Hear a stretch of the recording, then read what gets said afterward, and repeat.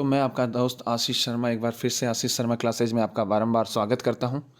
इस बार हम कक्षा 6 और 7 में संचालित हिंदी कार्यपुस्तिका प्रवाह के कार्यपत्रक संख्या 41 से 45 तक के कार्यपत्रकों का हम अध्ययन करेंगे। तो वीडियो को स्टार्ट करने से पहले मैं आपसे रिक्वेस्ट करना चाहता हूं कि अगर वीडियो आपको अच्छा लगे तो लाइक कीजिए, कमेंट कीजिए और सब्सक्राइब करना बिल्कुल भी ना भूलें। तो पहला प्रश्न है, नीचे दिए क्रिया शब्दों का प्रयोग कर वाक्य बनाइए। पहला है हंसना, तो इसमें हमने किया है हंसना स्वास्थ्य के लिए लाभदायक है। दूसरा है लिखना, मुझे पत्र लिखना पसंद है। तीसरा है गाना, राधा गाना गा रही है।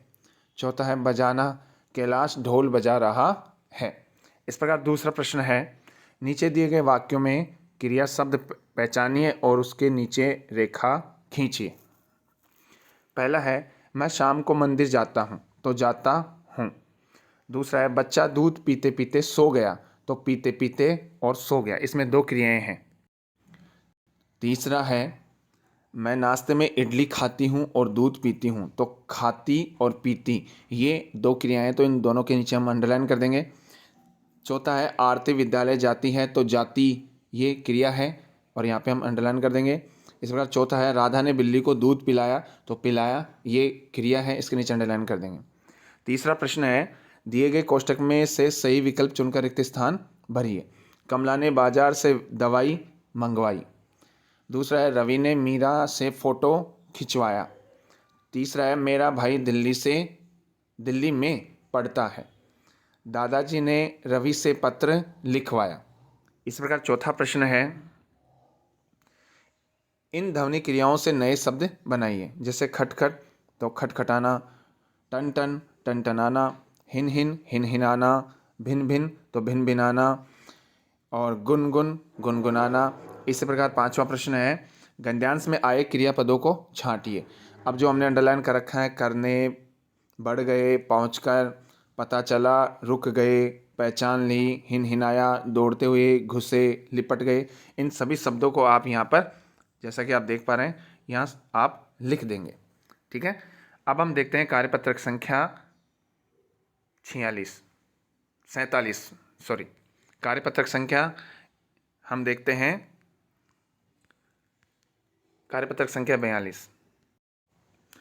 कार्यपत्रक संख्या 42 में देखते हैं एक विज्ञापन दे रखा है जिसमें खांसी, जुखाम और गले की खराश के लिए आयुर्वेदिक और असरदारक औषधि है। अब इसमें तुलसी, अदरक, शहद और मुलेठी ये कफ सिरप दे रखी है। तो इसमें पहला प्रश्न है, ऊपर छपी सामग्री को कहा जाता है, तो विज्ञापन। दूसरा है तुलसी और शहद के गुणों सहित का अर्थ क्या होगा, तो इसमें चौथे नंबर का जो ऑप्शन है, इसमें तुलसी और शहद के औषधि तत्व शामिल है।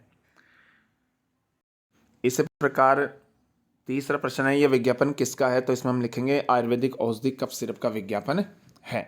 इस प्रकार चौथा प्रश्न है, इस विज्ञापन में दी गई दवाइयों में कौन कौन सी औषधियों का मिश्रण है, तो इसमें हम लिखेंगे तुलसी, शहद, अदरक और मुलेठी। इसी प्रकार पांचवा प्रश्न है, यह दवाई किस किस रोग के लिए है, तो इसमें खांसी, जुखाम और गले की खराश के लिए।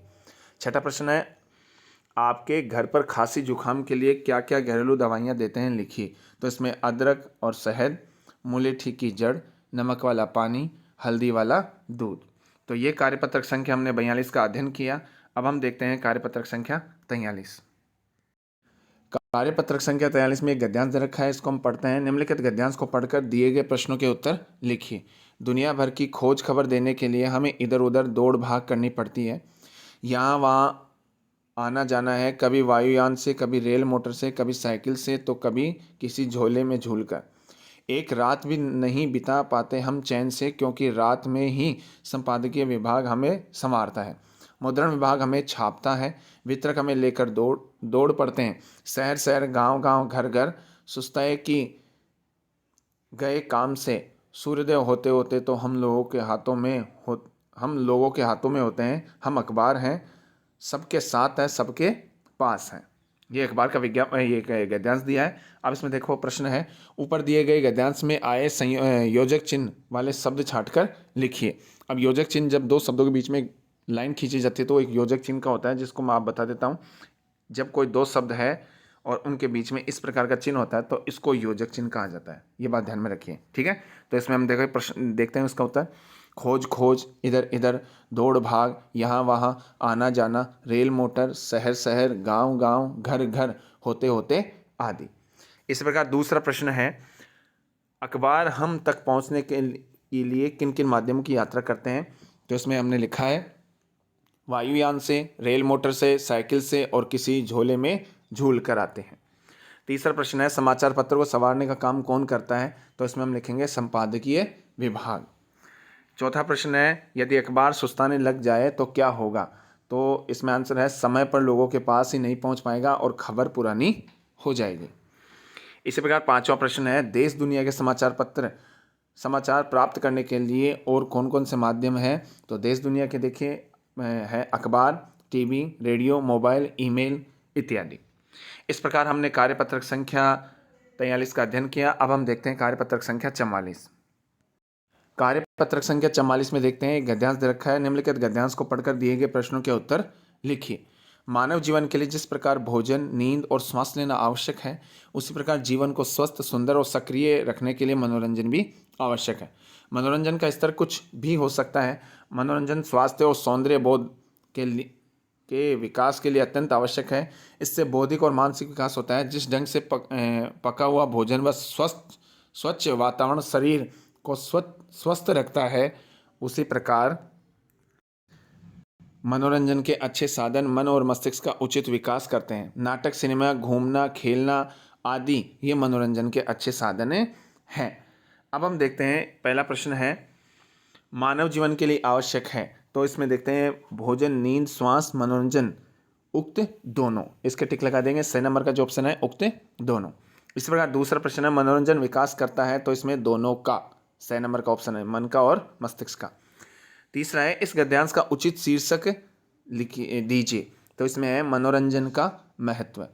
चौथा है, मनोरंजन के साधन कौन कौन से हैं? इसमें लिखेंगे नाटक, सिनेमा घर, घूमना, खेलना आदि। इसी प्रकार पांचवा प्रश्न है, अच्छे स्वास्थ्य के लिए मनोरंजन के अलावा और क्या क्या चीज़ें आवश्यक हैं? तो ढंग से पका हुआ भोजन व स्वच्छ वातावरण। इस प्रकार छठा प्रश्न है, क्या अच्छे स्वास्थ्य के लिए व्यायाम भी जरूरी है? अपने विचार लिखिए। हाँ, क्योंकि व्यायाम से शरीर में नई ऊर्जा का संचार होता है, मन मस्तिष्क सक्रिय रहता है। इस प्रकार हमने कार्यपत्रक संख्या 44 का अध्ययन किया है। अब हम देखते हैं कार्यपत्रक संख्या 45। कार्यपत्रक संख्या 45 में हम देखते हैं एक गद्यांश दे रखा है। इससे पद्यांश दे रखा है। इस नीचे दी गई कविता को ध्यान से पढ़कर इसमें पूछे गए प्रश्नों का उत्तर दीजिए। नन्ही चींटी जब दाना लेकर चलती है, चढ़ती दीवारों पर 100 बार फिसलती है। मन का विश्वास, रगों में साहस भरता है। चढ़कर गिरना, गिरकर चढ़ना न अखरता है। आखिर उसकी मेहनत बेकार नहीं होती, कोशिश करने वालों की कभी हार नहीं होती। ये एक बहुत ही मोटिवेशन वाक्य है जो आप सभी मनुष्यों के जीवन में कोई ना कोई कार्य करने के लिए मोटिवेशन करता है। पहला प्रश्न है, कोशिश करने वालों की हार नहीं होती है। दूसरा नंबर का ऑप्शन। इसी प्रकार हमें इस कविता से सीख मिलती है। तो दूसरे नंबर का ऑप्शन, हमें चींटी की तरह बार बार कोशिश करनी चाहिए। तीसरा प्रश्न, उपयुक्त पद्यांश को उचित शीर्षक लिखिए। तो कोशिश करने वालों की हार नहीं होती। चौथा है, चींटी के मन में साहस कब भर जाता है? तो इसमें आंसर है, जब वह दाना लेकर दीवार पर चढ़ती है और बार बार फिसलने पर भी उसके मन का विश्वास साहस भर देता है। इसी प्रकार पांचवा प्रश्न है, चींटी की मेहनत बेकार कब नहीं होती है? तो जब वह बार बार प्रयास करने पर भी दीवार पर चढ़ जाती है। छठा प्रश्न है, उपयुक्त पंक्तियों में निहित भाव को स्पष्ट कीजिए। जब किसी कार्य को करते हैं तो उसमें असफल होने पर भी बार बार प्रयास करते रहना चाहिए, क्योंकि निरंतर प्रयास करने से एक दिन सफलता जरूर मिलती है, अतः हमें कोशिश करनी चाहिए। इस प्रकार हमने कार्यपत्रक संख्या 45 का अध्ययन किया है। तो ये कार्यपत्रक संख्या 41 से 45 तक हमने सविस्तार से यहाँ अध्ययन किया है। अगर आपको वीडियो अच्छा लगे तो वीडियो को लाइक कीजिए, कमेंट कीजिए, शेयर कीजिए और अब सब्सक्राइब करना बिल्कुल भी ना भूलें। बेल आइकन को दबाएं ताकि जो भी आने वाला लेटेस्ट वीडियो है वो आप तक तुरंत पहुंच जाए। हम आपसे फिर से एक नए लेटेस्ट वीडियो के साथ आपसे मुलाकात करेंगे। तब तक के लिए हमें इजाज़त दीजिए। जय हिंद, जय भारत।